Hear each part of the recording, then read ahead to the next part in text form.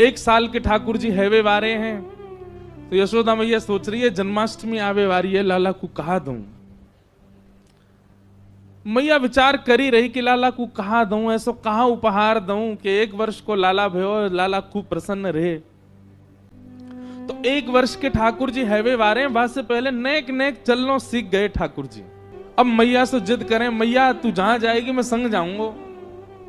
बोलना तो जाने ना है तोतली वाणी ठाकुर जी की, लेकिन मैया जैसे ही कछु भी कार्य के काज बाहर निकले सोई ठाकुर जी फूट फूट के रो में। तो यशोदा मैया को ये करना ही पड़े कि लाल जी को संग लेके जावे। तो ठाकुर जी गोद में चल के और जोर जोरते रो में, क्यों बोल मोह नीचे उतारो, मैं आप ही चलूंगा, संग चलूंगा मैया के।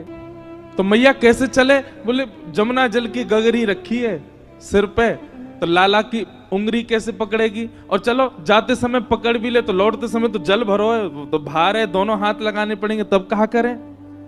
तो मैया अपने सिर के पल्लू को ऐसे छोड़ दे पीछे, लाला को हाथ में पकड़ा दे, और वे लाला इतु देख तो चलियो, मेरी आप पल्लू को छोड़ियो मत, पकड़ के चलियो संग में।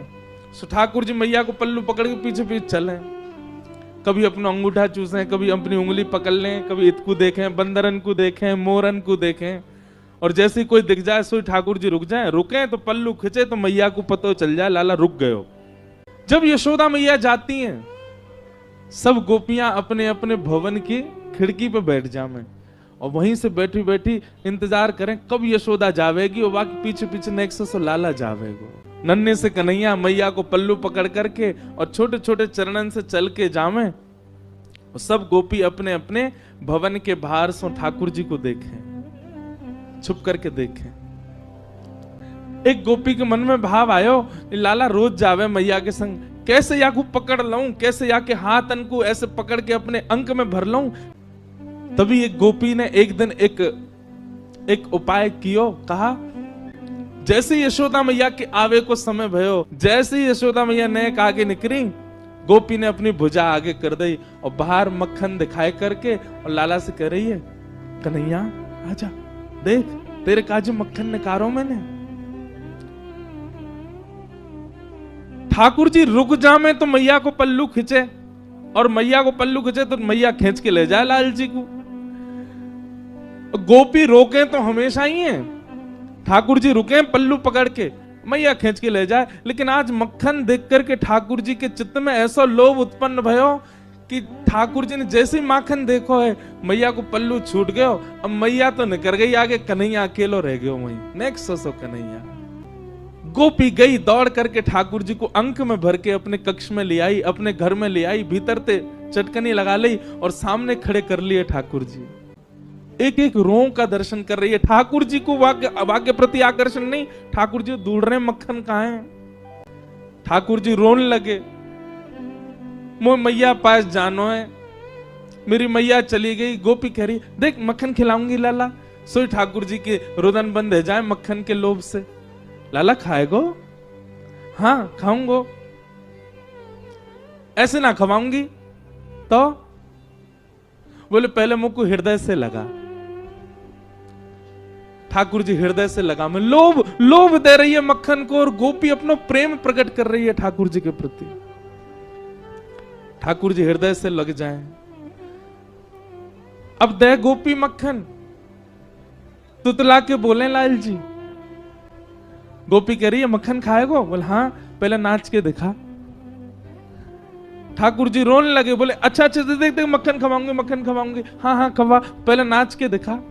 सो ठाकुर जी के मोटे मोटे आंसू हैं नेत्रन में, लेकिन ठाकुर जी नृत्य कर रहे हैं। क्यों? मक्खन खानो गोपी को। ठाकुर जी नृत्य करके दिखा रहे हैं। ठाकुर जी के संग सब लीला कर रही है गोपी। यशोदा मैया ने पीछे देखी, अरे मेरो लाला कहाँ गयो, मेरो कन्हैया कहाँ गयो। मटकी वहीं छोड़ दी, दौड़ी गलीन में जामे, चौबारिन में जामे, घर घर जाए के पूछे मेरो लाला देखो, अरे मेरो कन्हैया देखो। बीच गोकुल में जाकर के यशोदा मैया जोर से चिल्ला रही हैं, कन्हैया ओ लाला कहाँ चलो गयो। अब गोपी के घर में नेक्स्ट से ठाकुर जी अपनी पैनी सी आवाज से चिल्ला के, हाँ मैया मैं यहाँ हूं। यशोदा मैया सुन रही, कहां ते आवाज आ रही है। गोपी लाला को पकड़े, लाला चिल्लावे मत मैया आ जाएगी। मैया देख जा गोपी ने मुंह को पकड़ लियो है, मार रही है मुंह को, जल्दी आ। मैया दौड़ी दौड़ी गई, जाकर के देखी तो महाराज एक गोपी के घर में, और गोपी गोद में लेकर के एक हाथ में मक्खन लेके लाल जी को लेके खड़ी है। यशोदा मैया को ताम्र वर्ण हो गया। हेरी तो शर्म ना आवे हैं, लाला के लेके चली गई ना। मैया मैं तो बस नेक माखन चखाए रही, लाला को पूछ रही कैसे अपने बालक को चखा, मेरो लाला काय को ले गई, ला दे यहां पे। ठाकुर जी को लेकर के यशोदा मैया चली गई। अब गोपी अपने भवन से देख रही है यशोदा मैया की ओर, और मैया की गोद में बैठे ठाकुर जी पीछे से वह गोपी को देख रहे हैं। बेसुध हो गई।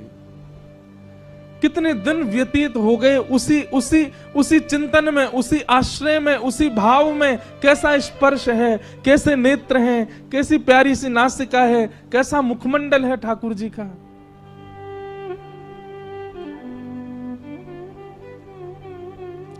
तब यशोदा मैया गई एक सुनार के पास, और मैया ने जाकर के कही, बोले मेरे लाला को जन्मोत्सव आ रहा है, तो अपने लाला के काजे एक क्षुद्र घंटिका बनवाऊंगी।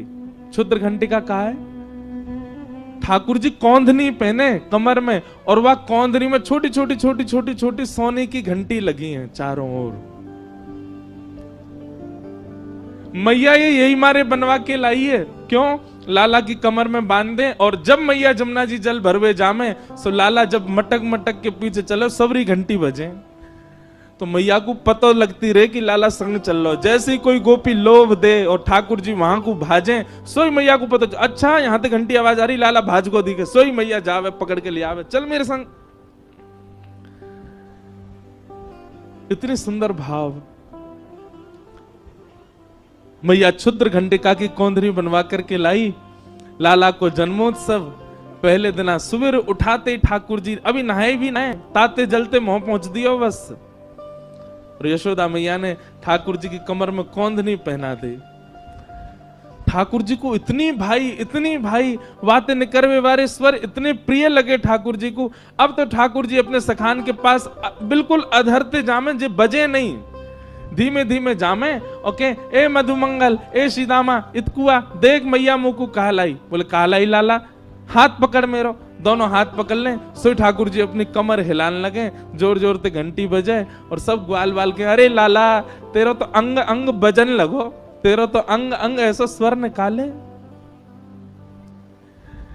लेकिन गोपियों को वो क्षुद्र घंटिका ऐसी लगती है मानो जैसे हमारी बैरनी आ गई है कोई, जैसे मानो हमारी कोई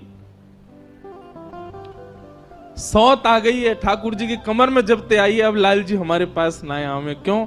स्वर आ जाए मैया को, मैया जाके पकड़ ले लाल जी को।